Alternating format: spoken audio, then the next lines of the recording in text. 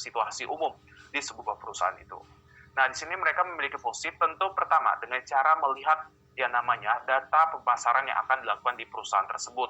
Baik itu mereka akan melihat 3 bulan pertama seperti apa, 6 bulan ke depan juga bagaimana, dan 1 tahun ke depan juga seperti apa. Jadi mereka akan memeriksa dan mengevaluasi. Sekiranya yang misalkan di perusahaan A, pemasaran yang akan dilakukan mereka hanya fokus di bidang offline saja. Sedangkan kita tahu kalau misalnya kita hanya fokus di bidang offline saja itu agak sangat sulit ya teman-teman. Jadi bisa kita sarankan untuk juga terjun ke situasi online misalkan dengan cara iklan di YouTube, iklan di TV, terus membuka akun media sosial mulai dari Instagram, Facebook, Shopee, Tokopedia, Bukalapak, Blibli.com dan lain-lain. Jadi ada fungsi lainnya, ada strategi lain yang akan kita tawarkan terhadap yang namanya perusahaan itu. Nah, itulah merupakan sebuah contoh fungsi dari analisis pemasaran ini. Selanjutnya di sini ada beberapa ilmu pengetahuan juga yang kita butuhkan sebagai analisis pemasaran. Jadi kurang lebihnya sama sebelumnya, dimulai dari manajemen, dari administrasi, penjualan pemasaran juga, serta ada komunikasi dan medianya. Jadi seperti di TV, iklan di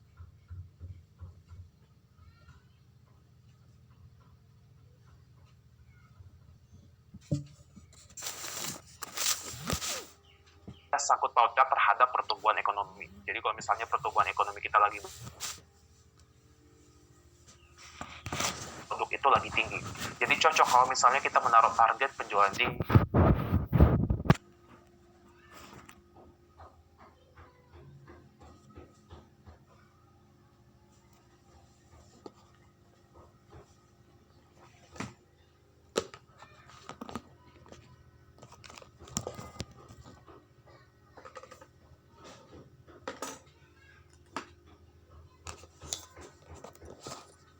Jadi di sini kita akan mencari tahu berapa persentase yang akan kita ambil di sebuah produk itu. Misalkan satu produk itu bermodalkan 100.000. Apakah dengan cara menjual 120.000, 130.000, mana keuntungannya benar-benar efektif?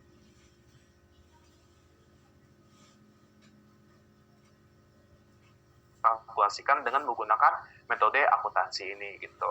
Dan selanjutnya pelengkap yang terakhir adalah investor. Jadi memang investor itu adalah sebuah individu, lembaga, organisasi, bahkan perusahaan yang melakukan transaksi investasi. Baik itu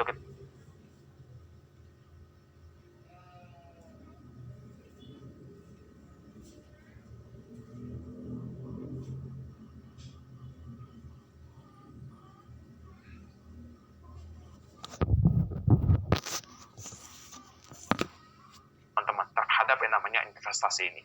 Terus kedua adalah passive investor. Jadi tentu dengan kata pasif sendiri, kita tidak memiliki keikutsertaan penuh terhadap situasi investasinya. Contohnya seperti di instansi perbankan, ada sistem yang namanya deposito. Jadi deposito sendiri, selesai kita menaruh uang di bank tersebut, kita tidak bisa melihat bagaimana perkembangannya. Uang itu mau dibawa kemana, apakah lagi naik, apakah lagi turun, begitu loh. Jadi kita bahkan pun tidak fokus bisa mendapatkan pengembalian uang dalam jangka waktu dekat.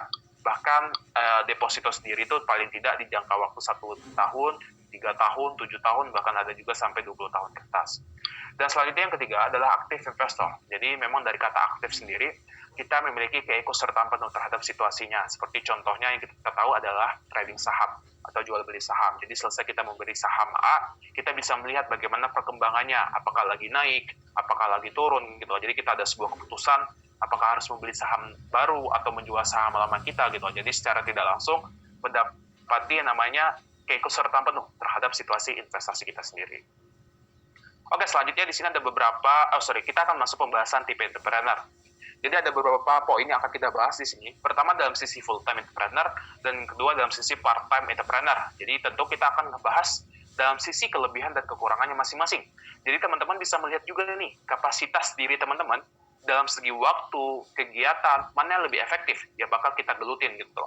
Jadi pertama, dalam sisi kelebihan full-time, yaitu fokus dalam mengerjakan bisnis yang disenangi serta waktu yang dialokasikan untuk bisnis lebih maksimal. Jadi memang kita tahu tidak ada namanya terikat kontrak kerja sama bisnis. Jadi kalau sudah ngomongin kontrak di sini, di situ pasti tertulis semuanya. Baik itu dalam segi waktunya, dalam segi usianya, jadi akan lebih padat ke situasi tersebut. Cuman kita tahu tidak ada namanya hal ini. Jadi kita bisa lebih fokus lagi terhadap usaha kita. baik itu strategi pemasaran kita, strategi produk kita, jadi kita bisa mendapati hasil maksimal untuk usaha kita sendiri.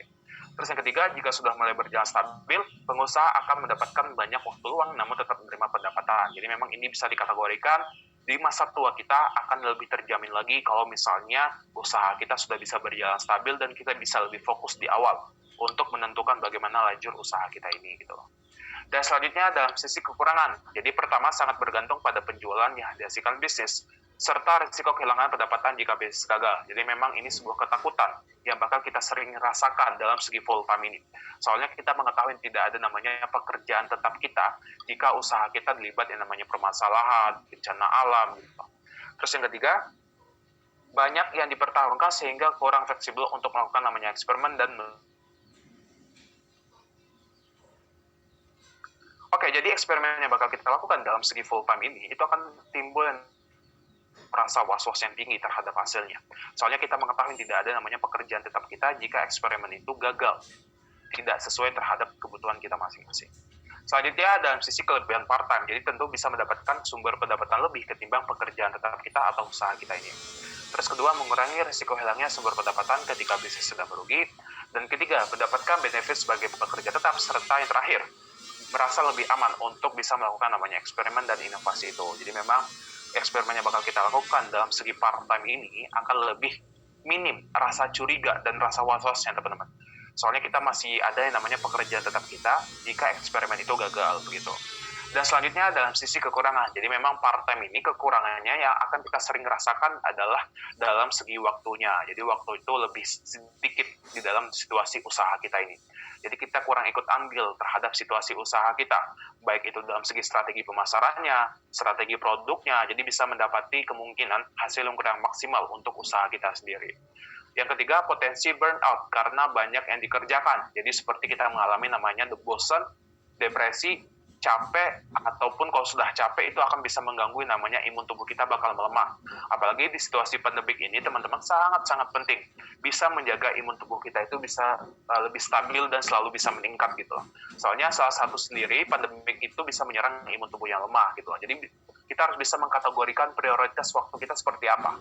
Apa yang harus kita kerjakan detik ini juga, apa yang harus kita ibaratnya kita tunda sebentar gitu loh, antara pekerjaan tetap kita atau tugas kita sendiri gitu loh. Jadi bisa mendapati waktu yang lebih efektif lagi dalam segi part-time entrepreneur ini.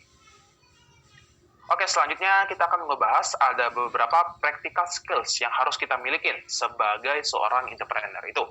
Jadi ada 4 poin yang akan kita bahas di sini. Poin pertama adalah critical dan creative thinking. Jadi saya tekankan ya, kedua kemampuan ini harus kita miliki sebagai seorang entrepreneur. Jadi dengan kita memiliki pemikiran tersebut, itu bisa menyelesaikan sebuah permasalahan kita teman-teman. Baik itu di usaha kita, bahkan di kehidupan pribadi kita. Kita butuh yang namanya pemikiran kritis dan pemikiran kreatif ini.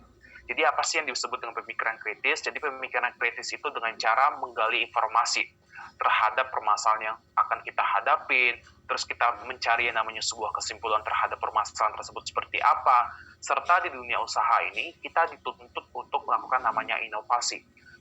Baik itu dalam segi produk, dalam segi strategi kita, jadi inovasi itu kita dapat dengan cara pemikiran kritis ini.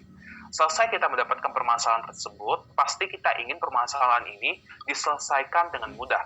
Berarti kita membutuhkan sebuah solusi dan ide-ide yang baru. Jadi solusi dan ide-ide yang baru itulah kita dapatkan dengan cara pemikiran kreatif ini. Makanya kedua kemampuan ini berkaitan banget yang harus kita miliki untuk bisa menyelesaikan sebuah permasalahan, baik itu di kehidupan usaha kita, bahkan di kehidupan pribadi kita sendiri. Dan selanjutnya, bagaimana cara memicu pemikiran kreatif ini? Jadi pertama, merangkul rasa penasaran dan menggali serta melakukan hal baru. Jadi misalkan seperti usaha saya, profit dan pasarnya hanya gini-gini aja. Saya penasaran nih, misalkan dengan cara melakukan inovasi produk, penambahan jumlah warna produk yang awalnya 3 warna menjadi 6 warna. Nah, itulah disebut dengan pemikiran kreatif yang timbul berdasarkan rasa penasaran terhadap profit ataupun pasarnya sendiri. Terus yang kedua, memperluas wawasan jaringan. Jadi memang dengan cara menggali informasi, baik itu dengan cara membaca internet, membaca berita, melihat akun media sosial yang positif, ataupun sharing satu sama lain, baik itu ke teman-teman kita, ke sahabat kita, ke keluarga kita. Nah, itu bisa yang namanya memicu, yang namanya pemikiran kreatif kita. Jadi kita bisa mengumpulkan berbagai macam ide yang berasal dari berbagai macam kepala tersebut. Terus yang ketiga, melakukan hal yang disukai atau hobi. Nah, ini yang udah saya singgung di awal ya.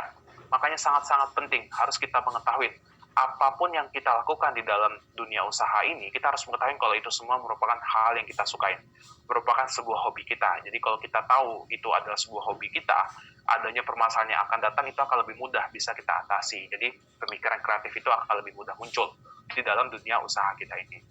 Dan selanjutnya adalah goal setting atau target di dalam usaha kita. Jadi kita harus buat yang namanya target tersebut, teman-teman. Jadi tujuannya apa sih? Jadi pertama akan memberikan arahan jelas untuk kita. Jadi dengan adanya goal setting yang kita tetapkan, itu akan membuat kita bisa bekerja lebih giat lagi. Bekerja lebih terukur lagi. Jadi disitulah akan memberikan arahan jelas untuk usaha kita sendiri. Terus yang kedua, membuat kita merasa bertanggung jawab terhadap pekerjaan. Seperti saya, ada kehidupan pribadi yang harus saya penuhin. Jadi mau nggak mau akan membuat diri saya membentuk yang namanya target di dalam usaha ini. Kalau misalnya saya tidak membentuk target tersebut, bakal ada rasa tanggung jawab yang harus saya penuhin gitu. Jadi itulah disebut rasa tanggung jawab yang tinggi terhadap yang namanya usaha kita ini. Dan yang ketiga, menyamakan prestasi kita dan tim. Jadi memang kita bekerja ini tidak sendirian, teman-teman. Pasti akan ada orang yang selalu mendukung kita. Baik itu tim kita, supplier kita, klien kita, investor kita gitu. Jadi dengan kita menentukan namanya goal setting ini, mereka semua akan mengerti apa maksud dan tujuan di dalam dunia usaha ini. Jadi mereka lebih fokus lagi terhadap target mereka masing-masing dan bisa mendapatkan goal setting yang kita harapkan yang sesuai sama kebutuhan di perusahaan kita sendiri begitu. Dan selanjutnya di sini ada cara menyusun goal setting dengan menggunakan metode SMART. Jadi sebelum kita lanjutin materinya, saya minta dulu sebentar kepada teman-teman untuk bisa memahami arti kata SMART tersebut. Soalnya sehabis materi SMART ini, bakal ada voting yang akan teman-teman ikutin gitu loh. Teman-teman gak perlu khawatir, hasil votingnya sendiri tidak akan mempengaruhi nilai exam teman-teman. Cuman di sini saya dan Mbak Lani pengen melihat nih, bagaimana kefokusan teman-teman dalam sesi webinar pada pagi hari ini. Jadi kalau teman-teman fokus, teman-teman bisa berpartisipasi dalam votingnya, nah itu akan menjadi nilai baik teman-teman. Jadi kita akan lebih semangat lagi untuk bisa berdiskusi sama teman-temannya sendiri begitu. Baik, kita langsung masuk ke SMART-nya. S pertama adalah spesifik, M adalah measurable, A adalah achievable, R adalah relevan, dan yang terakhir T adalah time based. Jadi saya kasih waktu kurang lebih 10 detik ya, untuk teman-teman bisa memahaminya. 10 detik dimulai dari sekarang, silakan teman-teman. Nanti selesai votingnya sendiri akan kita bahas. Untuk contohnya apa, pengertiannya apa, jadi teman-teman gak perlu khawatir juga begitu. Oke, udah 10 detik ya teman-teman. Kita masuk ke waktunya voting. Untuk waktunya voting saya kembalikan lagi ke Mbak Ladinya. Terima kasih, waktunya kurang lebih 2-3 menit ya Mbak. Baik, terima kasih Kak Edwin. Oke teman-teman, seperti yang tadi dijelasin oleh Kak Edwin, votingnya tidak akan mempengaruhi penilaian kalian di segi akademik ini. Kita cuma pengen tahu sampai mana kalian paham dengan materi yang sudah disampaikan. Pertanyaannya di bawah ini, mana istilah yang tidak termasuk dalam goal setting atau membuat goal? Ada specific, measurable, achievable, reasonable, dan time based. Nah, ini isi aja ya, sesuai kemampuan kalian, tidak perlu tak. Sambil menunggu kalian mengisi voting, aku juga mau mengingetin ke kalian tidak perlu chat hadir pada kolom Q&A karena kehadiran kalian sudah otomatis masuk ke dalam sistem kami. Jadi kolom Q&A hanya dikhususkan untuk pertanyaan terkait sesi webinar berkarya sebagai entrepreneur saja ya teman-teman. Dan aku juga mau bacain lagi informasi penting yang mungkin ada yang baru datang. Jadi topik webinar yang disediakan itu sudah disesuaikan dengan kelas yang diambil sehingga bisa sesuai untuk aspirasi atau karir Anda. Jangan khawatir jika judul webinar berbeda dengan judul kelas yang Anda tabli atau ambil. Anda tidak perlu absensi di sesi ini atau tidak perlu chat hadir karena secara otomatis akan masuk ke Zoom-nya. Silakan pakai fitur Q&A. Fitur tersebut diharapkan hanya untuk pertanyaan terkait dengan topik atau kelas webinar ini. Dan tolong saling menghormati dan tidak mengekspresikan kata-kata yang kasar, tidak sopan, dan lain-lain. Semua chat yang terjadi di Zoom ini akan disimpan dan menjadi lampiran untuk laporan ke manajemen program kartu prakerja. Dan materi ini tidak akan kami bagikan, jadi bisa kalian catat ataupun kalian screenshot ya materinya, dan materi video ini pun juga tidak akan dibagikan, jadi kalian perhatikan baik-baik ya materinya. Oke. Aku dikasih waktu 3 menit untuk kalian mengisi voting. Oh iya, aku juga mau jelasin nanti sistematika sesi tanya jawab sesi webinar kali ini, yaitu sesi tanya jawab interaktif. Jadi nanti beberapa partisipan terpilih yang pertanyaannya bagus bisa mewakilkan teman-temannya untuk bertanya langsung nih ke Kak Radinnya. Jadi pertanyaannya itu lebih jelas lagi dan jawaban yang kalian inginkan pun lebih jelas lagi. Jadi nanti akan aku bukain mic-nya partisipan dan kalian bisa menanyakan langsung ke Kak Radin.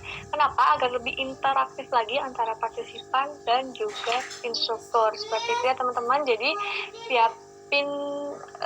siapin pertanyaannya yang bagus. Kalau bisa berupa study case. Kayak misalnya kalian punya usaha gini, dijelasin dulu usahanya, terus aku mau minta gimana sih caranya untuk meningkatkan penjualan, tapi dijelasin dulu nih usahanya apa gitu. Nah, karena nanti kalau yang berupa study case biasanya lebih baik lagi. Gitu ya teman-teman.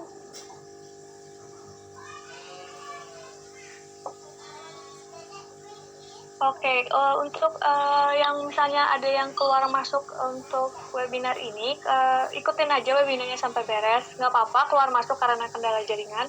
Karena kalau misalnya kalian cuma mengikuti webinarnya cuma di tengah doang, nanti absen kalian tidak terhitung. Jadi kan sayang banget. Jadi ikutin aja webinarnya sampai selesai, walaupun kalian emang keluar masuk karena jaringannya jelek. Seperti itu ya teman-teman. Terima kasih. Oke. Untuk votingnya mungkin sudah cukup 3 menit. Ini Kak Radin hasilnya. Oke, baik. Terima kasih Mbak Lani untuk votingnya. Baik, kita bahas sebentar ya teman-teman untuk pertanyaan votingnya sendiri. Jadi di bawah ini mana istilah yang tidak termasuk dalam penyusunan goal setting dengan menggunakan metode SMART tadi yang tidak termasuk ya.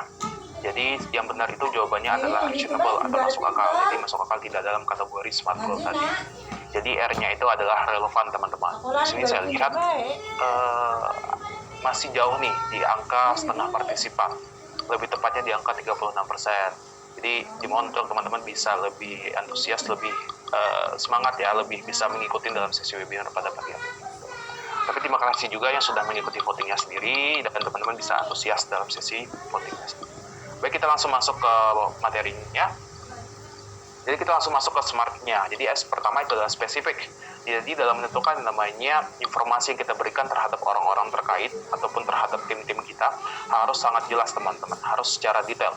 Jadi pun mereka akan mengerti apa saja harus mereka lakukan, apa saja harus mereka hindarkan, dan bisa mendapati goal setting yang kita harapkan ini. Terus yang kedua adalah measurable, jadi artinya dapat diukur atau adanya indikator kesuksesan yang jelas. Jadi ada indikatornya gitu loh. Indikator itu bisa kita rasakan dengan cara melihat tren, ataupun penyebaran survei, ataupun penyebaran kuesioner. Jadi benar-benar kita dapatkan berdasarkan hasil masyarakat sekitar kita. Terus yang ketiga adalah achievable, jadi pengertian achievable di sini kurang lebih sama poin selanjutnya, yaitu adalah relevan. Jadi dalam menentukan namanya goal setting kita harus berdasarkan sumber daya yang kita miliki. Jadi seperti berapa modal kita, berapa jumlah karyawan kita, bagaimana kapasitas karyawan dan kapasitas diri kita. Nah, itu merupakan sebuah sumber daya kita. Serta harus ada waktu yang kita berikan terhadap yang namanya goal setting tersebut yang berdasarkan sumber daya yang kita miliki. Jadi waktu yang kita berikan itulah disebut dengan relevannya. Jadi contohnya nih, saya punya usaha, misalkan usaha kedai kopi yang sudah berjalan 1 tahun. Selama 1 tahun profitnya sesuai sama harapan saya setiap bulannya. Tiba-tiba masuk tahun kedua, di bulan pertama dan bulan kedua saya mengalami namanya penurunan profit. Ternyata terjadi gara-gara mesin kopi saya yang rusak. Oke, saya langsung manggil nih tim teknisi saya, hanya berjumlahkan 1 orang untuk diminta diperbaikin mesin kopi tersebut dalam kurun waktu yaitu 1 jam. Yang dimana angka 1 jam itu adalah angka yang sangat cepat. Jadi pun tim teknisi saya hanya 1 orang ini tidak bisa fokus, bisa mendapati goal setting yang saya harapkan gitu. Makanya berdasarkan 1 orang tersebut, berdasarkan sumber daya kita ini, waktu yang kita berikan itu harus lebih efisien lagi. Misalkan 12 jam ataupun 2 hari, misalkan seperti itu. Jadi tim kita itu akan lebih bisa mendapati goal setting yang kita harapkan tersebut. Terus selanjutnya adalah time bound atau batas waktu. Jadi di dalam usaha kita, goal setting yang kita buat itu harus buat yang namanya batas waktu teman-teman. Kapan goal tersebut bisa tercapai? Misalkan batas waktunya 6 bulan. Jadi tim-tim kita di bulan pertama sampai bulan ke-6 bisa melakukan penjualan tersebut dan bisa mendapati goal setting yang kita harapkan ini. Jadi kita pun sebagai pelaku entrepreneur bisa menentukan goal setting selanjutnya itu yang bakal kita terapin di dalam dunia usaha kita ini seperti apa lagi gitu. Dan selanjutnya di sini ada contoh lain juga. Indonesia menjadi destinasi nomor 1 se-Asia Tenggara. Nah, di sini kan masih belum jelas ya. Hal spesifiknya pun belum ada gitu loh. Kita menjadi nomor 1 se-Asia Tenggara ini dalam bidang apa? Dan time bound pun juga belum ada gitu. Makanya kita ubah dengan metode SMART. Indonesia menjadi destinasi dengan kunjungan dan tujuan spending tertinggi di Asia Tenggara dalam kurun waktu 5 tahun. Jadi kita bisa fokus di tahun pertama sampai tahun kelima ke bidang kunjungan dan tujuan spending, supaya bisa mencapai goal setting kita, yaitu menjadi yang tertinggi di Asia Tenggara ini gitu loh. Jadi unsur SMART-nya sudah ada semua. Dan selanjutnya kita bahas adalah planning dan organizing. Jadi planning pertama, tentu kalau kita sudah bisa menentukan namanya goal setting kita akan membuat yang namanya langkah demi langkah apa, step by step apa, point by point apa. Jadi langkah demi langkah itulah disebut dengan planningnya. Jadi bagaimana goal kita itu bisa tercapai sampai ke akhirnya sendiri gitu. Dan selanjutnya adalah organizing. Jadi organizing ini bagaimana cara mengatur planning kita ini bisa sesuai sama rencana kita teman-teman. Jadi lebih condong bagaimana cara mengaturnya. Seperti kita harus punya namanya skill leadership, skill memimpin kita. Misalkan planning pertama yang harus kita kerjakan A, yang harus kita hindarkan B. Terus planning kedua juga seperti itu. Jadi kita bisa mendapati hasil yang lebih maksimal lagi. Terus kita juga harus punya namanya skill komunikasi yang baik. Jadi kita sebagai leader, kita harus mampu bisa mengalokasikan tugas itu berdasarkan porsinya masing-masing. Jadi harus sesuai teman-teman. Misalkan kita ada goal setting di bidang produksi. Jadi kita harus cepat sampaikan hal tersebut ke tim produksi, bukan ke tim yang lain gitu. Jadi kalau misalnya cepat kita sampaikan dan sesuai berdasarkan kebutuhannya masing-masing, itu akan lebih mudah lagi. Bisa kita mendapati planning atau goal setting yang kita harapkan ini gitu loh. Dan selanjutnya adalah decision making atau pengambilan sebuah keputusan. Jadi di sini menurut Dr. Edward de Bono ada 5 aspek yang harus kita pertimbangkan sebelum membuat keputusan itu. Jadi pertama adalah objektif. Jadi aspek ini kita lihat berdasarkan fakta dan data yang ada, yang benar-benar kita dapati berdasarkan kebutuhan masyarakat sekitar kita. Seperti yang udah saya contohkan, dilihat dari namanya tren, melakukan penyebaran survei dan kuesioner itu. Jadi itu merupakan sebuah fakta dan situasi yang ada gitu. Terus kedua adalah naluriah. Jadi aspek ini berdasarkan perasaan kita atau insting yang kita miliki gitu. Seperti contohnya di bulan Desember saya ingin meningkatkan produksi sebanyak 1000 pieces yang pada sebelumnya hanya 500 pieces per bulannya. Kenapa? Ternyata di bulan Desember ini bakal banyak tanggal merah. Jadi biasanya di tanggal-tanggal merah tersebut konsumen itu penjualan kita akan lebih tinggi. Soalnya konsumen sendiri pun sedang mencari namanya diskon besar-besaran di tanggal tersebut gitu. Jadi itu berdasarkan perasaan atau insting yang kita miliki sesuai kebutuhan tanggal tersebut. Terus selanjutnya adalah hal positif dan negatif. Jadi kita harus bisa mendata juga apa saja kelebihan jika kita mengambil keputusan tersebut gitu. Jadi kelebihan gara-gara produksinya meningkat pasti tentu akan menciptakan profit dan pasar yang meningkat juga. Selesai kita mendapatkan hasil positifnya, kita harus seimbang, harus melihat juga sisi negatifnya seperti apa saja risiko atau kekurangan jika kita mengambil keputusan tersebut. Produksi meningkat, berarti resikonya modal pun juga akan ikut meningkat. Terus jam produksinya pun yang per hari misalnya 6 jam akan ikut meningkat juga. Bisa jadi menjadi 12 jam gitu loh. Jadi itu harus kita pertimbangkan juga. Terus yang terakhir adalah hal kreatif. Jadi hal kreatif ini mencari-cari ide yang bisa dieksplor dari sesuatu. Jadi bisa dikategorikan hal kreatif inilah teman-teman yang bakal menutupi segala kekurangan jika kita mengambil keputusan tersebut seperti apa. Oke, selanjutnya kita akan masuk ke materi keempat, yaitu mulai perencanaan. Jadi disinilah kita akan bahas mulai dari mana untuk situasi entrepreneur ini. Jadi pertama kita harus membuat yang namanya perencanaan di dalam usaha kita ini. Jadi di sini ada beberapa langkah-langkah untuk bisa menentukan mau jual apa. Pertama, dengan cara melihat permasalahan apa yang sedang dihadapi sama masyarakat. Jadi selesai kita mendapati permasalahannya, kita rembukanlah nih permasalahan tersebut bareng-bareng sama tim kita. Kita carikan sebuah solusi yang bisa mengatasi permasalahan itu. Tidak hanya sebatas itu saja, selesai kita mendapati solusinya, kita cari lagi. Apakah dari solusi ini bisa timbul sebuah ide produk atau jasa yang bisa menyediakan solusi tersebut gitu. Jadi memang contoh usaha yang tercipta berdasarkan permasalahan yang kita kenal adalah perusahaan Gojek. Jadi perusahaan Gojek ini tahu nih, adanya permasalahan yaitu ojek pangkalan sangat sulit mendapatkan konsumen mereka. Makanya mereka membuat sebuah aplikasi penghubung antara ojek-ojek pangkalan dan calon konsumen-konsumen mereka sendiri gitu. Jadi memang sebuah usaha yang tercipta berdasarkan permasalahan itu akan lebih efektif lagi teman-teman. Baik itu dalam segi usianya, dalam segi pasarnya sendiri gitu. Cuman memang kekurangannya itu adalah kita harus membutuhkan namanya riset pasar. Riset analisis bisnis yang sangat baik. Yang bisa kita butuhkan 3 tahun, 1 tahun, supaya kita bisa mendapati yang namanya hasil yang maksimal untuk usaha kita ini gitu loh. Dan selanjutnya barulah di sini kita akan menentukan di mana menjualnya. Jadi pertama kita bahas dalam sisi offline.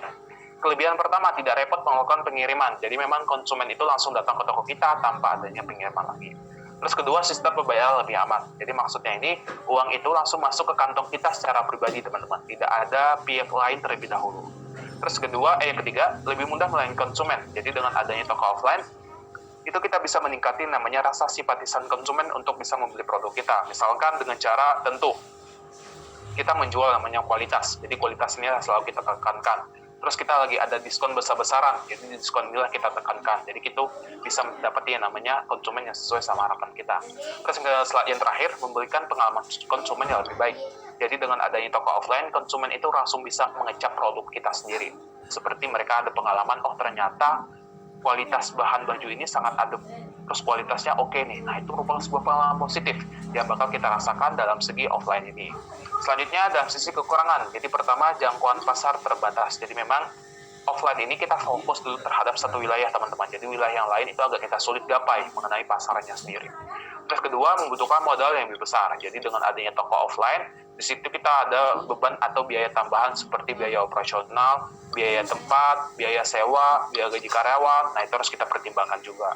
Dan yang terakhir adanya stok produk dan waktu penjualan terbatas. Seperti produk A ternyata sudah habis. Terus kebanyakan orang-orang mencarinya di malam hari. Yang kebanyakan juga di malam hari toko-toko sudah pada tutup. Gitu. Jadi akan berdampak terhadap stok produk dan waktu penjualannya sendiri. Dan selanjutnya dalam sisi online. Jadi kelebihan pertama, menjangkau pasar yang lebih luas. Jadi memang online ini kita bisa menjangkau pasar di seluruh wilayah Indonesia. Bahkan pasarnya sendiri bisa kita otak-atik teman-teman. Misalkan saya berada di daerah Jakarta, pengen mendapati pasar yang berada di daerah Sumatera Selatan, berasal dari daerah Bandung. Nah, bisa kita lakukan dalam segi online tersebut. Terus yang kedua, modal yang dibutuhkan tidak banyak, serta tidak perlu sewa tempat. Jadi kita bisa mengandalkan poin ini berdasarkan sifat pribadi bahkan pun. Misalkan kita butuh gudang, bisa kita andalkan rumah pribadi, kamar pribadi yang akan menjadi gudang kita gitu. Terus kita butuh barang operasional, misalnya ada kursi atau meja yang tidak terpakai, bisa kita gunakan juga. Jadi secara tidak langsung bisa mendapati yang namanya modal lebih minim untuk usaha kita ini. Terus selanjutnya mudah untuk dijalankan. Jadi memang online tersebut waktunya sangat fleksibel. Bisa sambil nyantai, bisa sambil liburan bareng keluarga. Nah, kita masih bisa menjalankan aktivitas usaha kita ini. Terus terakhir, tidak memerlukan banyak karyawan. Jadi bahkan online tersebut minim karyawan. Karyawannya itu bahkan kita sendiri. Kita yang akan merangkap menjadi tim adminnya, tim produksinya gitu loh. Kecuali kalau misalnya usaha kita sudah berkembang dengan pesat. Berarti kita membutuhkan penambahan 1 atau 2 karyawan. Cuman dalam segi offline sendiri, karyawannya itu lebih condong, lebih minim ketimbang situasi tersebut. Terus selanjutnya dalam sisi kekurangan. Jadi memang yang sering kita keluh kesahkan sebagai pelaku online adanya dalam segi pasar yang sangat ketat. Jadi itu akan berdampak terhadap persaingan sendiri dan kredibilitas dari pembeli. Jadi memang dalam satu tempat itu sudah banyak toko-toko yang sejenis yang menjual di dunia usaha tersebut gitu. Jadi kita harus mempunyai namanya supaya konsumen itu tertarik untuk membeli produk kita. Misalkan kita menjual namanya kualitas. Terus kita bisa menekankan yang namanya desain tampilan kita yang sangat unik, yang bisa menjadi pembeda dari yang lain. Misalkan dalam segi warna yang mencolok gitu. Jadi kita supaya konsumen itu lebih tertarik berkunjung di toko kita, mengklik toko kita ketimbang toko yang lain gitu. Terus yang terakhir lebih sulit berkomunikasi dengan pelanggan. Jadi memang komunikasinya biasanya via chat ataupun via telepon. Nah, disinilah bisa mendapati yang namanya pelanggan yang slow respon. Terus kita tidak bisa melihat ekspresi mereka seperti apa. Apakah mereka tertarik atau tidak untuk membeli produk di dalam dunia usaha kita ini. Jadi kita membutuhkan namanya penanyaan kembali. Jadi kalau sudah penanyaan kembali, itu dalam segi efektif komunikasinya agak berkurang begitu. Dan selanjutnya di sini ada beberapa platform yang bisa kita gunakan. Jadi pertama dalam segi website, terus yang kedua dalam segi e-commerce. Tentu yang kita kenal ada Bukalapak, Shopee, Tokopedia. Nah itu merupakan dalam kategori e-commerce ini. Dan yang terakhir dalam segi Instagram. Jadi memang Instagram ini udah bisa menjadi platform yang bagus teman-teman, penunjang yang baik. Pertama, dalam segi desain tampilannya udah sangat sederhana. Jadi kita bisa mempelajarinya kalau misalnya kita tidak tahu cara menggunakan Instagram tersebut seperti apa. Terus sudah ada fitur bisnis juga. Jadi fitur bisnis ini sangat membantu kita. Mulai dari melihat audiens yang kita miliki kebanyakan dari umur sekian misalkan. Jadi mereka sudah menentukan hal tersebut juga. Terus adanya fitur hashtag. Jadi fitur hashtag ini salah satu fungsinya bisa menjadi penghubung kita terhadap calon-calon konsumen kita. Jadi kita tidak sembarangan menentukan yang namanya hashtag tersebut. Misalkan saya usahanya frozen food terus berada di daerah Jakarta. Jadi saya bisa menggunakan hashtag frozen food Jakarta gitu. Jadi buat teman-teman yang di Jakarta sedang mencari frozen food itu akan terhubung terhadap akun usaha saya ini gitu. Selanjutnya kita akan mengenali namanya target pasar kita. Jadi kita akan lebih turun, lebih spesifik lagi mencari tahu dalam segmentasi pasarnya. Jadi yang pertama segmentasi geografis. Jadi konsumen ini kita lihat berdasarkan lokasi mereka. Jadi contoh target pasarnya adalah orang Indonesia. Jadi kita bisa melihat orang Indonesia ini suka terhadap produk apa, suka terhadap kualitas apa gitu. Misalkan kita bisa memasarkan masker dengan motif batik misalkan. Soalnya batik sendiri berasal dari negara kita. Terus kedua, segmentasi demografis. Jadi konsumen ini kita lihat dari jenis kelamin mereka, usia mereka, bahkan pekerjaan mereka. Jadi seperti usaha baju daster, kebanyakan itu targetnya jenis kelamin perempuan misalkan. Terus yang ketiga, segmentasi psikografis. Jadi konsumen ini kita lihat dari gaya hidup mereka atau nilai yang mereka milikin.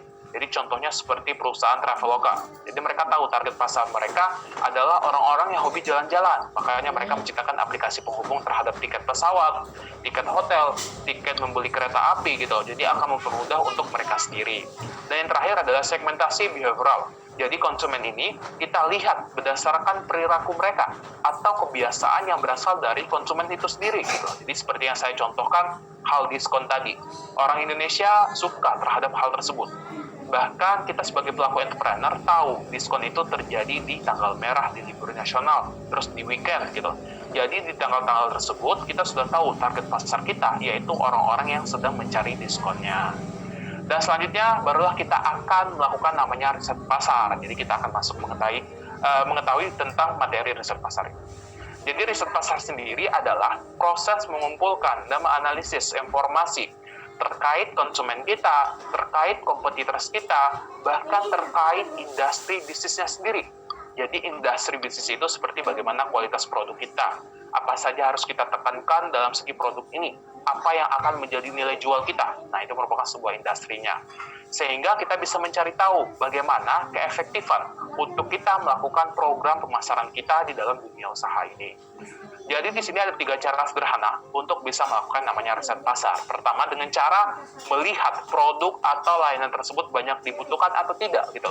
Jadi kita bisa melihat kebiasaan konsumen kita seperti apa. Seperti dengan cara melihat tren itu juga bisa. Terus bisa saja dengan cara melakukan penyobaran survei, kuesioner itu juga bisa. Misalkan konsumen kita itu lebih mencari namanya kualitas ketimbang kuantitas. Nah itu bisa kita pertimbangkan untuk bisa kita terapi di dalam usaha kita. Terus kedua, dengan cara melihat persaingan atau kompetitor kita. Jadi kita lihatlah produk mereka seperti apa, terus strategi pemasaran yang mereka tawarkan juga bagaimana. Terus selesai kita bisa melihat tersebut, kita evaluasi, sekiranya ada nggak ya kekurangan. Kalau misalnya kita menemukan sebuah kekurangan tersebut, kita jadikan kekurangan itu yang akan menjadi nilai jualnya. Jadi kita carikan sebuah kelebihannya. Jadi kelebihan yang kita dapatkan itulah yang akan kita lakukan untuk menentukan program pemasaran yang baru yang akan menjadi pembeda terhadap kompetitors kita sendiri. Oke, yang ketiga dengan menggunakan analisis SWOT. Jadi kita langsung masuk ke analisis SWOT-nya.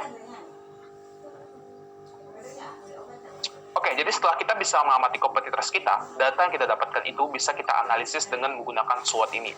Jadi saya bagi ke 2 kategori, yang pertama SW dan yang kedua O dan T gitu.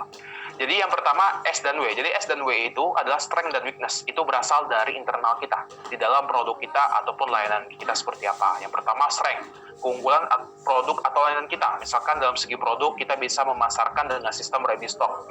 Sedangkan kompetitors kita pre-order. Terus layanan kita bisa kita memasarkan dengan cara kekinian. Misalkan membuka di akun media sosial. Sedangkan kompetitors kita tidak. Jadi 2 hal itulah yang bakal kita terapin untuk menentukan namanya strategi pemasaran ini. Terus yang kedua, weakness ataupun kekurangan. Jadi kita harus bisa melihat juga sisi kekurangan, baik itu dalam produk atau layanan kita seperti apa. Apalagi profit dan pasarnya minim nih. Jadi kita harus cepat mencari yang namanya kekurangan tersebut.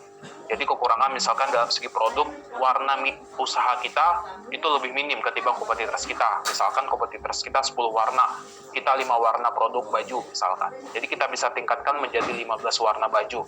Jadi yang kita tingkatkan itulah yang akan menjadi nilai jual baru untuk melakukan strategi pemasaran di dalam usaha kita. Terus selanjutnya yang kedua adalah opportunities dan trend. Jadi mereka kedua ini berasal dalam segi eksternal kita, di luar manajemen, di luar produk kita sendiri. Jadi yang pertama adalah opportunities, faktor eksternal, apa yang akan menguntungkan untuk usaha kita. Jadi yang berasal dalam segi eksternal, seperti dalam segi tren tersebut, kita bisa melihat sedang tren warna apa yang bisa jadi pertimbangan kita. Terus yang keempat adalah tren, yang terakhir. Jadi tren ini adalah faktor eksternal apa yang akan mengancam usaha kita. Jadi bisa dikategorikan yang tidak kita duga-duga bakal terjadi di situasi usaha kita. Seperti bencana alam, gempa bumi, banjir, ataupun situasi pandemi COVID-19 ini. Nah, ini merupakan sebuah contoh dalam kategori tren ini. Oke, selanjutnya barulah kita akan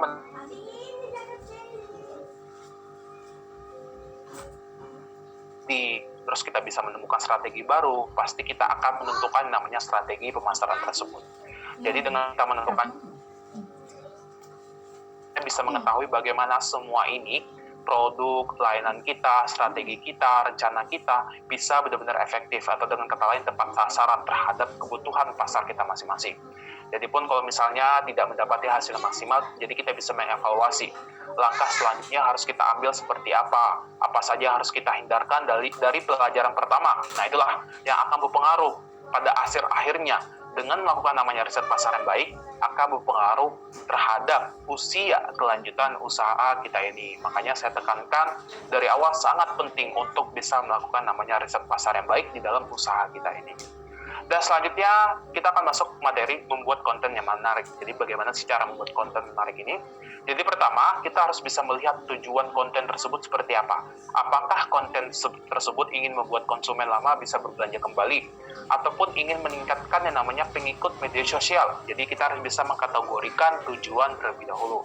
Selesai kita bisa melihat tujuannya, barulah kita akan mengenali target audiens kita seperti apa. Apalagi di seluruh fitur bisnis tersebut sudah bisa melihat audiensnya. Baik itu di Instagram, di Facebook, itu mereka sudah ada fiturnya sendiri. Jadi di fitur itu bakal kelihatan, oh ternyata di akun usaha kita lebih banyak berasal dari umur 19 sampai 35 tahun. Dalam segi jenis kelamin ternyata lebih banyak perempuan. Dalam segi wilayah ternyata lebih banyak berasal dari daerah Bandung misalkan. Jadi dengan adanya fitur yang sangat memadai tersebut, kita bisa tahu audiens yang cocok terhadap konten yang akan kita buat itu seperti apa. Tentu kita akan memperhatikan yang namanya gaya bahasa konten kita, tanda baca konten kita, tema dan tujuannya juga seperti apa. Jadi dengan kata lain, kita bisa menciptakan konten yang bermanfaat terhadap audiens yang kita miliki. Jadi pun kalau konten itu bisa bermanfaat, itu akan berdampak baik terhadap kelanjutan minat sebuah konsumen itu bisa berbelanja di toko kita ini gitu loh. Dan selanjutnya di sini ada beberapa channel ataupun platform dalam segi pemasaran tersebut. Jadi pada dasarnya ada dua tipe. Pertama konvensional dengan cara penyebaran brosur, spanduk, pamflet, serta dalam segi digital. Digital sendiri bisa kita rasakan mulai dari Instagram, website ini, YouTube, Facebook, email, sampai pun WhatsApp. Jadi memang seluruh era digital sekarang sudah punya namanya fitur bisnis sendiri teman-teman. Jadi makanya saya menyarankan kepada teman-teman, apapun jenis usaha teman-teman, baik itu bergerak di produk, di jasa, makanan, aksesoris, warung kelontong, bengkel, silakanlah terjun ke situasi online ini untuk melakukan pemasaran tersebut. Pertama, era digital nggak akan pernah habis. Mereka selalu menerapi sistem fitur yang lebih akan mempermudah kita untuk kedepannya. Terus kedua, kita lagi sedang dihadapi sama situasi pandemi COVID-19. Jadi memang masih belum beberapa semua wilayah yang sudah memiliki aktivitas yang normal. Walaupun mereka sudah memiliki aktivitas yang normal, tapi harus ada pertimbangan di dalamnya. Seperti satu resto, kapasitasnya hanya 50%, ataupun tidak boleh makan di tempat gitu loh. Jadi memang semuanya ini belum kembali normal. Tapi lagi-lagi sangat cocok waktu yang mereka habiskan itu lebih akan banyak di rumah. Makanya sangat cocok untuk melakukan pemasaran online dalam situasi usaha kita ini gitu loh. Jadi silakan untuk teman-teman yang belum coba terjun ke situasi online, yang hanya selama ini fokus ke situasi offline, jadi online ini menurut saya akan lebih efektif lagi ke situasi tersebut. Dan selanjutnya materi yang terakhir adalah mengelola customer service yang baik. Jadi customer service merupakan sebuah ujung tombak dari reputasi pelayanan yang akan kita berikan. Jadi dengan menciptakan customer service yang baik, pada hasil akhirnya itu akan bisa meningkati rasa nyaman mereka. Kalau mereka sudah nyaman, itu bisa meningkatkan pengalaman belanja konsumen di dalam toko kita ini. Jadi di sini ada beberapa hal yang kita perlukan untuk bisa menciptakan tim customer service yang baik. Jadi pertama, menjadi ataupun merekrut seller dan admin yang ramah dan komunikatif. Jadi misalkan kita tahu audiens kita ini lebih banyak berasal dari jenis kelamin perempuan. Jadi misalkan kita bisa melakukan pemilihan kata dengan menyelipkan kata bunda. Baik itu dalam segi pembukaannya, seperti halo selamat siang bunda, selamat datang di toko kita gitu. Jadi kata bunda itu akan cocok terhadap audiens yang kita miliki. Jadi pun audiens kita itu bisa lebih merasa nyaman lagi untuk bisa berdiskusi sama kita gitu. Terus kedua, membuat graf pesan agar terkesan konsisten. Apalagi sekarang di fitur bisnis itu ada sistem yang namanya membalas cepat pesan teman-teman. Jadi itu akan mempermudah kita untuk bisa mengkategorikan maksud pesan tersebut berdasarkan kebutuhan konsumen kita masing-masing. Misalkan buat calon konsumen nih yang baru ngechat, kita punya dalam segi draft pembukaan dengan hanya mengetik garis miring salam, otomatis tersampaikan sama mereka seperti halo, selamat siang, selamat datang di toko kita begitu. Terus ada konsumen yang nanya, Min, apa aja sih yang lagi diskon di toko ini? Nah, kita punya dalam segi draft diskon. Dengan hanya mengetik garis miring diskon, otomatis tersampaikan sama mereka seluruh produk A sampai Z yang diskon apa aja, begitu. Jadi pun kita sebagai pelaku entrepreneur memiliki waktu lebih efektif lagi untuk bisa berkomunikasi dengan merekanya. Terus konsumen pun bisa mendapati pengalaman yang baik gitu loh. Jadi mereka akan mendapati, oh ternyata kita berbelanja di toko ini, informasi dari pembukaan sampai akhir sangat jelas. Produk yang diskon dari produk A sampai Z sangat jelas. Terus cara pembayarannya, dijelaskannya, sistematisnya udah sangat jelas juga gitu loh. Jadi itu kan merupakan sebuah pengalaman yang baik. Jadi pun konsumen lebih nyaman lagi. Pada hasil akhirnya bisa meningkatkan pengalaman belanja konsumen itu sendiri gitu. Sangat penting juga kita harus bisa menciptakan customer service yang baik di dalam dunia usaha kita ini. Apalagi kalau misalnya kita tahu ada sebuah kekurangan usaha kita, misalkan usaha kita harganya lebih mahal ketimbang yang lain.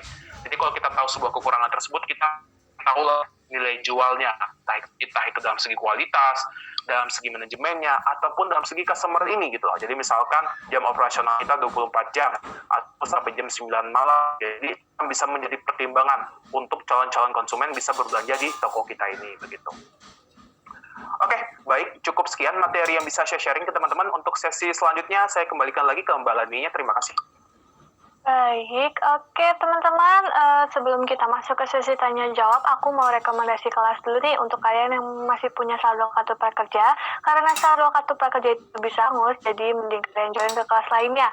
Karena ketika kita purchase satu kelas itu bisa dipakai seumur hidup loh, jadi tidak perlu kembali di kelas yang Nah, ini ada kelas sukses bisnis online shop di Instagram dan mudah pahami konten marketing untuk bisnis dan 2 jam pahami digital marketing untuk memulai bisnis Anda. Untuk kalian memperdalam di bidang entrepreneur, ini lumayan banget buat nambah skill dan wawasan kalian. Seperti itu ya teman-teman. Selanjutnya sebelum aku masuk ke sesi tanya jawab, aku mau ngeluarin rating dulu nih. Aku mau minta tolong ke teman-teman semua untuk mengisi rating ini, karena rating ini sangat berguna untuk tim skill akademi dan juga Kak sebagai evaluasi yang lebih baik lagi. Terima kasih teman-teman. Selanjutnya kita masuk ke sesi tanya jawab. Seperti yang aku jelasin tadi di tengah, sesi tanya jawab kali ini adalah sesi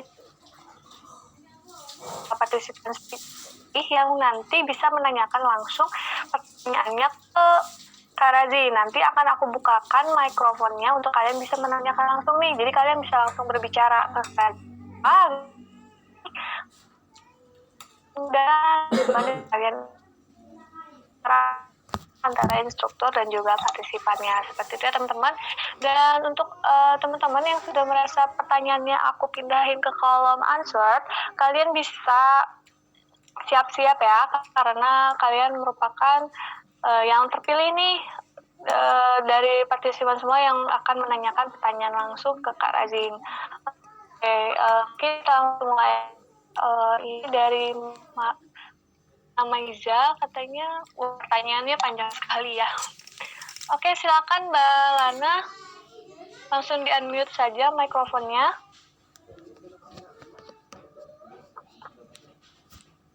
Halo, selamat pagi Mbak Lana, silakan langsung di-unmute saja mikrofonnya. Oke, halo, selamat pagi. Ya, silakan Mbak.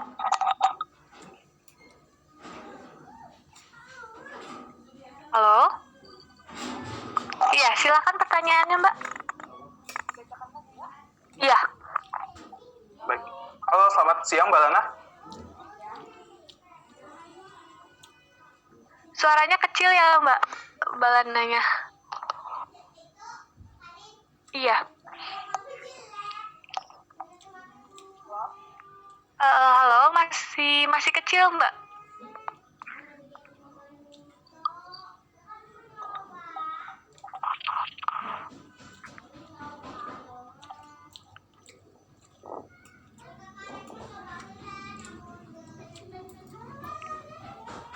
Ya, halo Mbak Lana.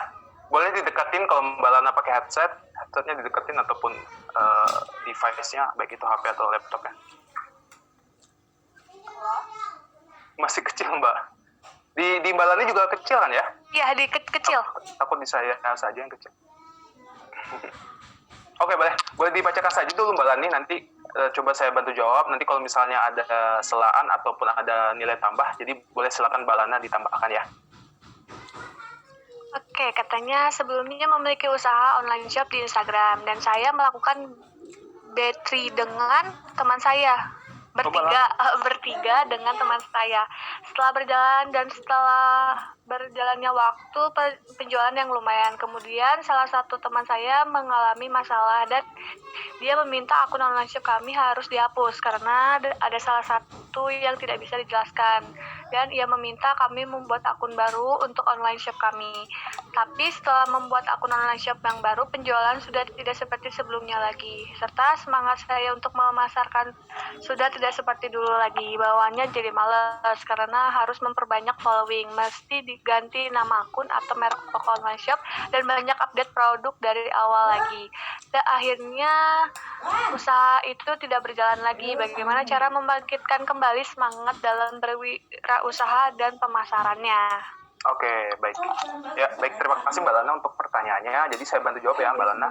Jadi pertama, ini ada sangkut pautnya usaha bareng teman ya. Jadi memang sebelum kita memulai usaha tersebut, apalagi usaha tersebut bareng teman, bareng keluarga kita, bahkan keluarga terdekat kita, itu sangat penting menurut saya. Kita harus bisa menerapkan hal profesional di awal. Jadi kalaupun misalnya harus dibuat peraturan tertulis pun, baik itu dalam segi kayak seperti contoh kasus Mbak Lana dalam segi akun online shopnya, seperti apa pemilikannya, nah itu kalau misalnya kita buat dalam bentuk tertulis lebih profesional lagi, itu akan lebih mudah lagi teman-teman dan Mbak Lana pun. Makanya sangat penting kita harus bisa menghindari namanya harus membuat namanya hal profesional dalam usaha ini gitu loh. Kita banyak kok contohnya seperti kita usaha barengan sama keluarga kita, tapi kita ada sebuah keputusan tidak merasa enak, kita mengambil sebuah keputusan tersebut, makanya sangat penting untuk bisa meneladani hal profesional tersebut. Bahkan saya pribadi pun kebetulan di keluarga saya, orang tua saya juga usahanya salah satunya developer juga, properti juga. Jadi kalau misalnya saya sama keluarga saya, sama ayah saya, kalau misalnya di rumah ya sudah ibarat saya dan anak gitu loh. Saya dan orang tua. Tapi kalau di luar, ayah saya tidak segan langsung memanggil saya sebutkan dengan Pak Razin, dengan Mas Razin, soalnya memang porsinya seperti itu gitu loh. Jadi sangat penting untuk menerapkan hal profesional di dalam usaha kita, apalagi partner kita ini orang yang kita kenal, teman kita, sahabat kita, keluarga kita, apalagi keluarga inti. Nah itu makanya sangat penting gitu loh. Terus selanjutnya dalam kategori online shop ya. Jadi memang di sini saya bisa ngasih juga untuk mengenai tips and trick mengenai usaha online shop ini. Jadi sambilan itu ya. Jadi memang langkah apa kita perhatikan untuk bisa membuat konsumen itu tertarik di sebuah akun online shop kita itu. Jadi misalkan di seluruh platform itu, di seluruh e-commerce, baik itu dimulai dari Instagram, Facebook, itu platform. Terus dalam segi e-commerce, mulai dari Shopee, Bukalapak, dan Tokopedia, ini mereka kurang lebih sistemnya, cara melihatnya sama ya teman-teman. Jadi mereka ini melihat dalam segi engagement rate-nya. Jadi mungkin teman-teman ada yang tahu juga engagement rate-nya itu. Jadi kita makanya sangat penting harus bisa menciptakan laporan hijau terhadap engagement rate-nya itu sendiri. Jadi bagaimana cara menciptakan laporan hijau itu? Jadi dengan cara meningkatkan aktivitas di sebuah akun tersebut.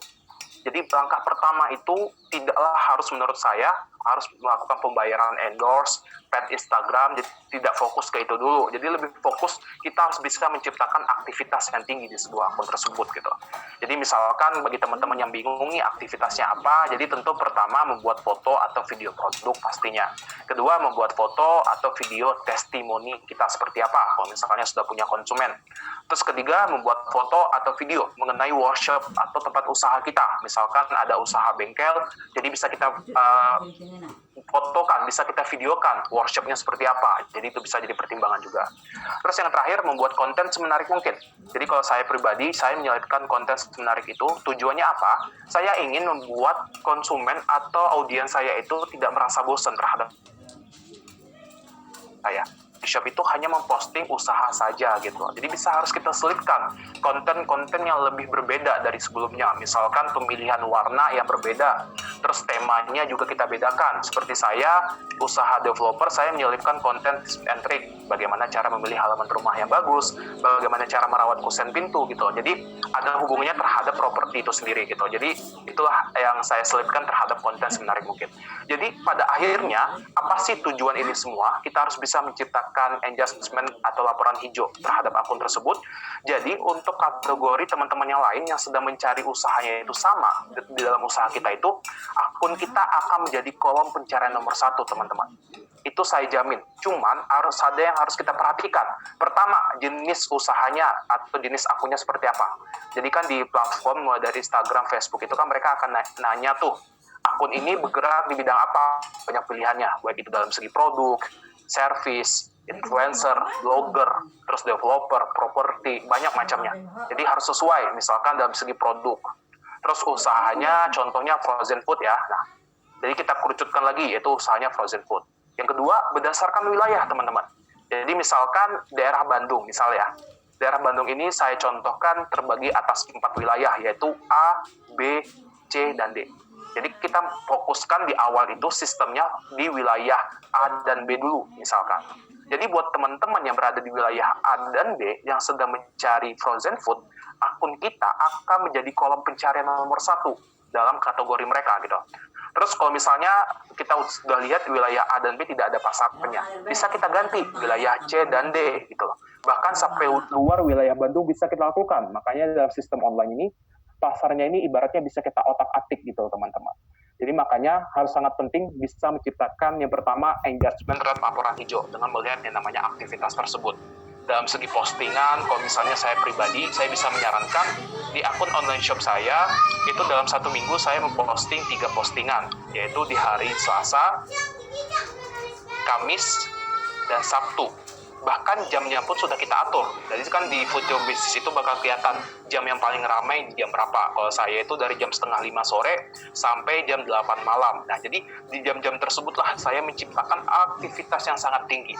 Jadi dengan menciptakan aktivitas yang tinggi itu akan berpengaruh terhadap kolom pencarian teman-teman yang sedang mencari usaha dan wilayahnya sesuai terhadap kategori yang kita miliki. Jadi pertama itu harus kita perhatikan teman-teman. Jadi tidak langsung membayar yang namanya influencer, selebgram, ataupun Instagram. Jadi kita lihat dulu dalam segi aktivitasnya. Apalagi kan kalau sedang melakukan pembayaran itu kan harus ada modal yang lebih gitu. Jadi kan banyak juga teman-teman yang belum punya modal dalam segi marketingnya itu. Jadi yang pertama kita bisa menerapkan segi aktivitas tersebut. Terus kita lihatlah bagaimana perkembangannya. Terus kalau misalnya 1 minggu tidak ada pasarnya, terus kita otak-atik lagi pasarnya. Bisa kita lakukan dalam sistem online tersebut. Tapi kalau misalnya pada akhirnya tidak bisa menciptakan profit yang baik, tapi saya jamin itu engagement rate-nya dapat laporan hijau. Jadi maksudnya itu minat orang-orang terhadap berkunjung di akun kita itu lagi tinggi. Nah itu sangat bagus teman-teman. Jadi kalau lagi tinggi itu akan berpengaruh terhadap teman-teman yang lain juga. Jadi memang algoritma Instagram, Facebook, dan WhatsApp itu memang seperti itu sistemnya gitu loh. Jadi makanya harus menciptakan aktivitas yang tinggi di sebuah akun tersebut. Terus kalau misalnya dalam story Instagram ataupun Facebook, saya setiap malam selalu saya up story-nya di jam-jam yang ramai. Dalam 1 minggu itu paling tim saya libur hanya di hari Senin saja gitu loh. Jadi makanya sangat penting untuk menciptakan hal tersebut begitu. Bagaimana Mbak Lana? Udah bisa, suaranya udah bisa ini? Masih kecil ya? Di Mbak Lani masih kecil? Iya, masih kecil, Mas. Oke, mungkin itu yang bisa saya bantu jawab ya, Mbak Lana. Semoga bisa bermanfaat, dan terima kasih buat Mbak Lana untuk pertanyaannya. Baik, silakan Mbak Lani. Baik, terima kasih Mbak Lana atas pertanyaannya. Kita langsung ke partisipan selanjutnya dari Mas Aldi Muhammad Ramdan. Silakan Mas Aldi Muhammad Ramdan dipersiapkan ya. Oke, udah aku ask to unmute. Halo, selamat siang Mas Aldi. Halo, selamat siang Mas Aldi. Langsung di-unmute saja mikrofonnya. Udah aku izinkan. Oke, halo, selamat siang.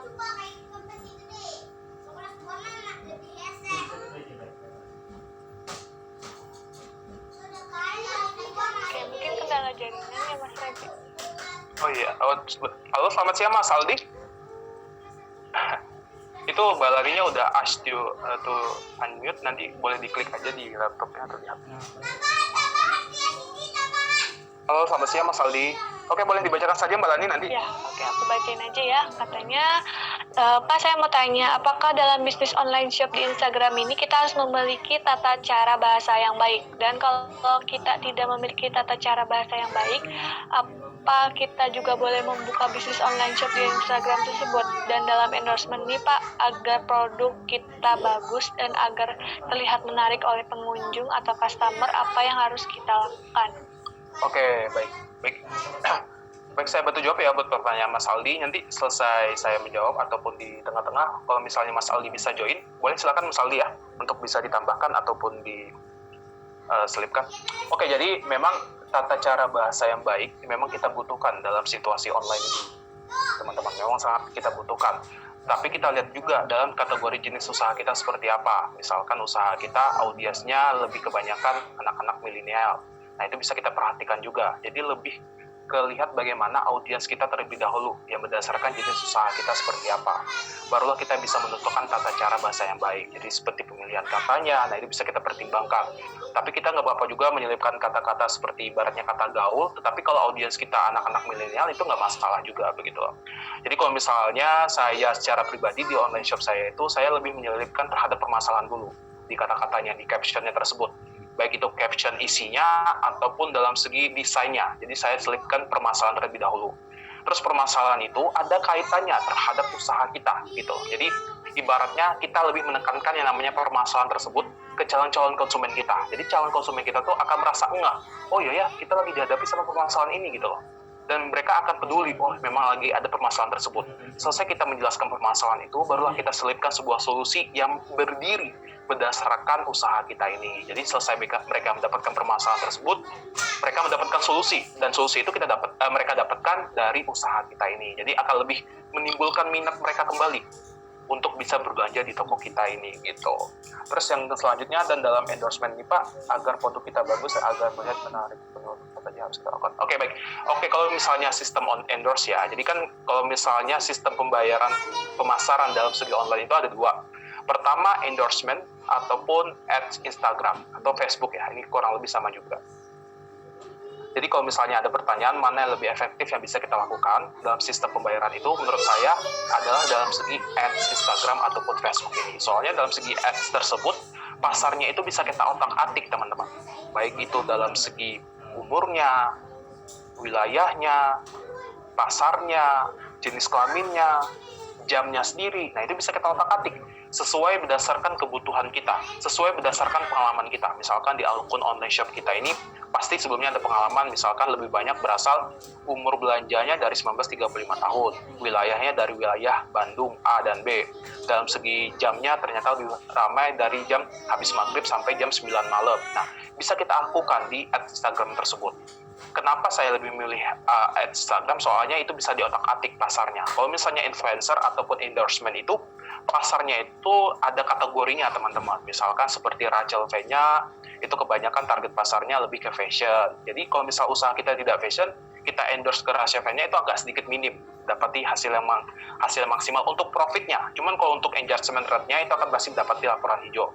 Terus seperti Fitra Eri, kalau teman-teman tahu, itu lebih pasarnya ke otomotif. Bagi teman-teman ada jual mobil second, terus alat pelengkapan jok mobil ataupun servis mobil. Nah itu cocok pasarnya kalau kita melakukan endorsement ke Fitra Eri. Jadi dengan kata lain, kategori influencer itu pasarnya pasti beda-beda. Jadi kalau misalnya kita ingin mendapati semua pasar itu tidak bisa dalam kategori influencer tersebut begitu. Makanya saya lebih efektif untuk pertama melakukan pembayaran di ad Instagram. Terus dalam segi nominal pun juga iya, ad Instagram itu paling tidak di angka 20.000 per hari teman-teman. Bisa kita lakukan. Dari 20.000 itu bakal kelihatan. Misalkan 20.000 ini sistemnya bakal melihat di wilayah kita akan terhubung sebanyak 10.000 orang, misalkan seperti itu. Kalau misal kita tingkatkan menjadi 1 juta per hari, akan terhubung misalkan 2,6 juta orang misalkan. Nah, di itu tuh bakal kelihatan semuanya gitu loh. Sedangkan dalam segi endorsement ataupun pembayaran influencer paling tidak di angka 2,5 juta, 1 juta gitu. Jadi memang untuk modalnya pun lebih banyak ketimbang ads Instagram ini begitu. Ya. Itu ya buat pertanyaan Mas Aldi. Gimana Mas Aldi bisa terhubung sama kita? Masih belum bisa terhubung, mungkin ada kendala jaringan dari Mas Aldinya ya Kak Radin. Oke, baik. Semoga bisa ngebantu ya Mas Aldi dan teman-teman yang lain.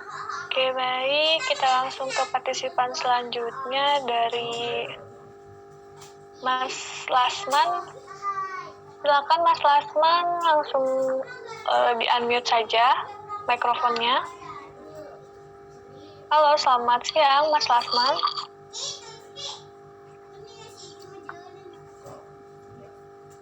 Halo, selamat siang.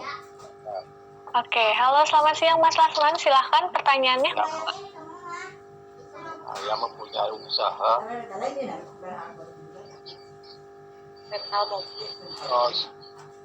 mobil travel antar jemput numpang dari kota A ke kota B. Namun selama ini masa pandemi ini transportasi antar kota sangat dibatasi sehingga usaha saya tidak dapat berjalan sama sekali. Adakah di mana terbaik dapat saya lakukan untuk usaha saya? Apakah harus banting setir pindah ke usaha lain ataukah tetap menekunin usaha ini? Terima kasih. Oke, baik.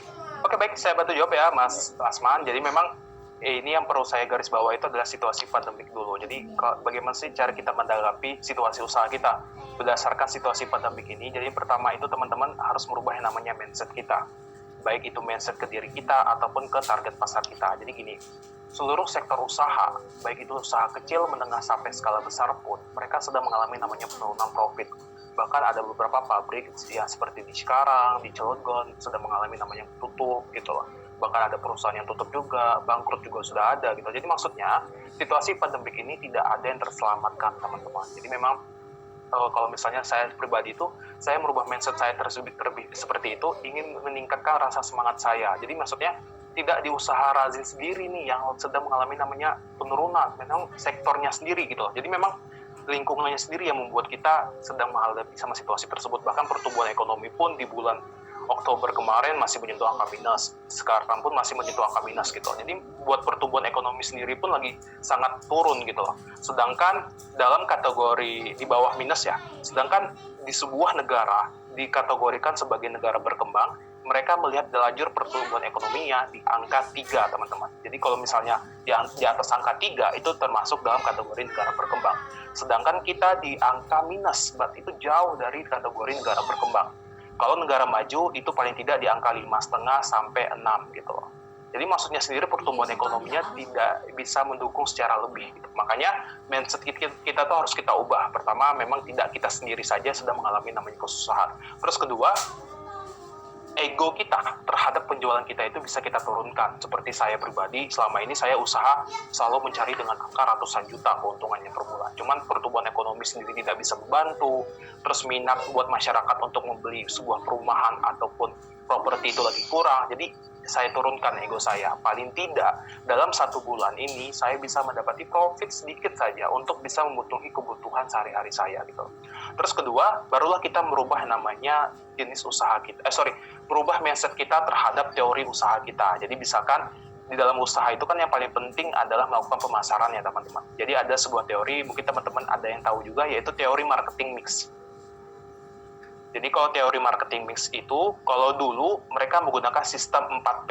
Jadi yang P pertama adalah produk, P kedua adalah promotion atau promosi yang bakal kita lakukan, P ketiga adalah place atau tempat usaha kita, dan P yang terakhir adalah price. Itu teori yang lama. Kalau teori yang sekarang itu udah acuan 7P. Ada tambahannya seperti people, orang-orangnya seperti apa, fisik sebuah barang itu juga bagaimana, dan satu lagi saya lupa apa. Cuma menurut saya kita fokus saja dulu ke teori 4P-nya saja.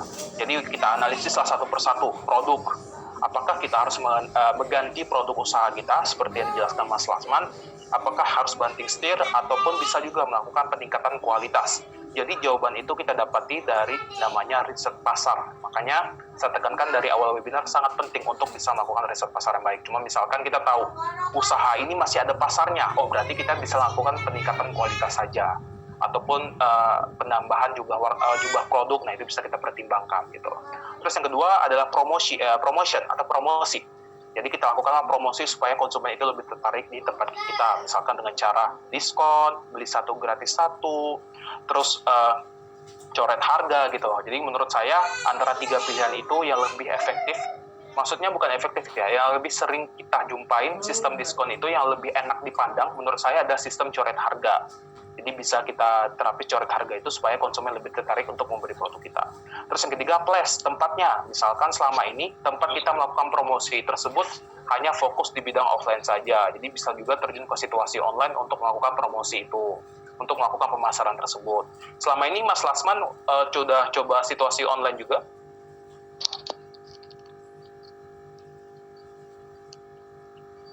Gimana Mas Laksman, udah coba situasi online untuk melakukan pemasarannya? Oke. Iya gimana, Mbak? Tanya lagi. Mau Udah tanya coba lagi katanya. Mau tanya lagi Kak Radin. Oh, mau tanya lagi silakan. Tapi belum selesai sih ini. Saya selesaikan dulu ya. Oke. Ya, saya selesaikan dulu sedikit.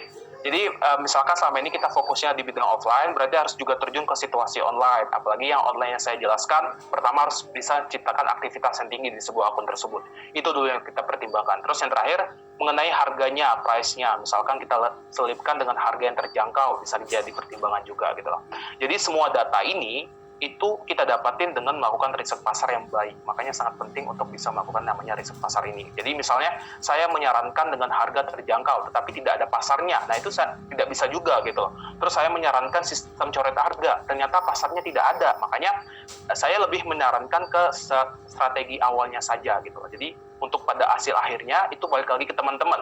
Teman-teman lah yang akan bisa melakukan riset pasar yang baik. Di riset pasar yang baik, teman-teman mendapati data A, B, C, dan D. Nah, disitulah teman-teman bisa menentukan baik itu dalam segi produknya, promosinya, place-nya, ataupun price-nya sendiri begitu. Baik, Mbak atau Mas Laksman mau nanya apa lagi? Silakan.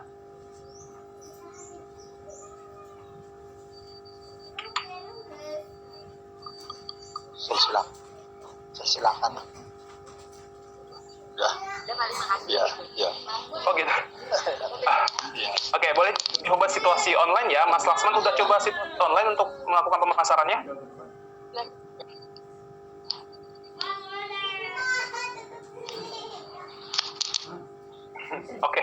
Oke, baik. Itu ya, bisa saya bantu jawab buat pertanyaan Mas Laksmannya. Semoga bisa ngebantu Mas Laksman dan keluarganya. Tetap semangat selalu Mas Laksman untuk usahanya. Baik, silakan Mbak Lani. Oke, baik. Terima kasih Mas Lasman atas pertanyaannya. Oke, mungkin Kak Razin untuk sesi pertanyaannya sudah cukup ya karena waktunya tinggal sebentar lagi. Selanjutnya aku mau bacain informasi penting untuk langkah selanjutnya khusus untuk pengguna kartu prakerja.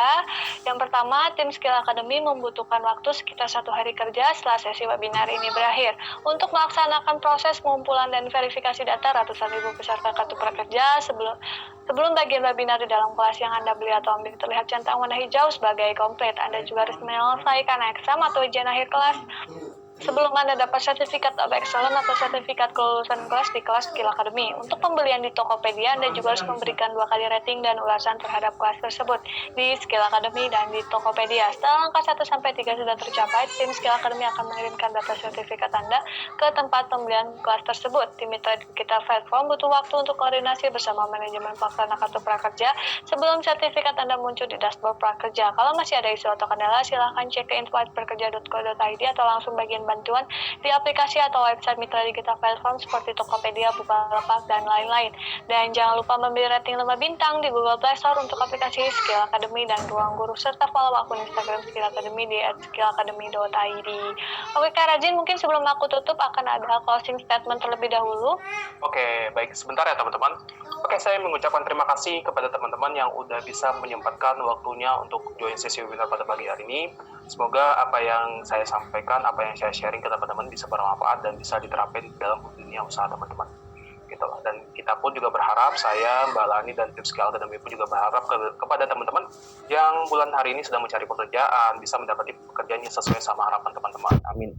Baik teman-teman yang sudah terjun ke situasi entrepreneur, kita pun juga berharap pada teman-teman bisa mendapati profit yang sesuai sama harapan teman-teman di bulan ini dan bulan-bulan selanjutnya. Amin. Tetap semangat selalu ya teman-teman, dan juga saya pun sendiri pun masih bingung ya, kalau boleh jujur, situasi pandemik ini mana yang lebih efektif yang dalam segi strategi usaha saya. Jadi saya masih mencari tahu. Saya sudah mencoba dunia usaha ini, jadi memang kalaupun bisa dikategorikan tidak konsisten itu tidak masalah. Soalnya memang pandemik sendiri ini tidak ada yang terselamatkan teman-teman. Jadi memang harus tetap semangat selalu dan tetap juga perhatikan protokol kesehatan teman-teman jika teman-teman berada di luar rumah dan tetap sehat juga gitu. Oke, dan saya pun secara pribadi sebagai instructor mohon maaf jika ada tutur bahasa saya yang tidak sesuai sama harapan teman-teman ataupun penyampaian kata-kata saya yang kurang berkenan di hati teman-teman, saya mohon maaf. Dan juga mohon maaf banget tidak bisa menjawab semua pertanyaan di kolom Q&A. Cuma saya lihat di pertanyaannya sangat-sangat menarik semua. Cuman ada beberapa teman-teman tadi yang terpanggil, semoga bisa mewakilkan ya buat pertanyaan teman-teman tersebut. Soalnya kebanyakan ini teman-teman juga pelanggannya ke situasi online shop, bagaimana cara mendapat konsumen. Jadi itulah buat situasi online shop itu pertama harus bisa menciptakan aktivitas yang tinggi terlebih dahulu gitu loh. Jangan lakukan pembayaran, bukan tidak lakukan ya, tapi harus pertimbangkan dulu gitu loh. Oke, baik, sekali lagi terima kasih teman-teman dan terima kasih juga buat Mbak Lani untuk bisa memfasilitasi sesi webinar pada pagi hari ini. Cukup Mbak, silakan. Baik, terima kasih Kak Razin atas penyampaian materinya yang selalu luar biasa dan sesi tanya jawabnya baik. Semoga bermanfaat untuk partisipan semua ya. Oke teman-teman, sudah 90 menit nih kita bersama. Ini adalah akhir dari sesi webinar berkarir sebagai entrepreneur. Semoga apa yang telah disampaikan oleh Kak Razin bisa bermanfaat untuk kalian semua. Kami dari tim Skill Academy mengucapkan terima kasih kepada kalian semua yang telah menghadiri kelas ini dengan antusias yang sangat besar. See you di kelas selanjutnya. Selamat siang, stay healthy and safety guys. Sampai jumpa.